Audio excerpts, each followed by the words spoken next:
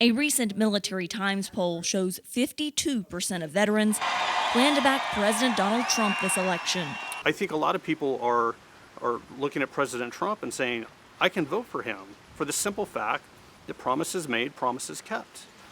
Fifth-generation combat vet Jeff Jordan, who served in Iraq and Afghanistan, applauds Trump's Afghanistan troop reduction and peace negotiations with the Taliban. I think at this point, the right thing to do is pull back because, look, we've been in Afghanistan nearly 20 years.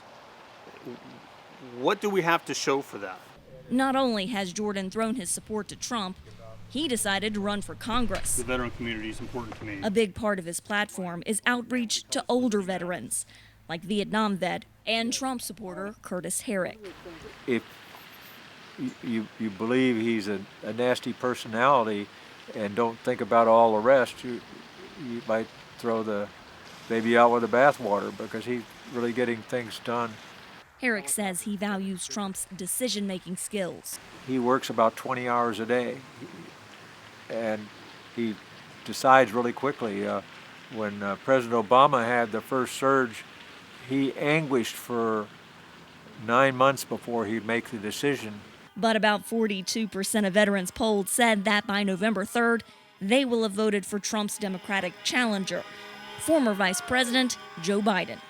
That includes longtime Republican and Marine vet Jim Naylor. I've never voted Democrat. Who voted for Trump in 2016. It was a big regret after that. I felt dirty about it. Hi, my name is Jim. Naylor created a viral video for the group Republican Voters Against Trump in 2020 after Trump criticized veterans and service members, including the late Senator John McCain, Trump's former defense secretary Jim Mattis, and Lieutenant Colonel Alexander Vindman, who testified against Trump on Ukraine during impeachment proceedings.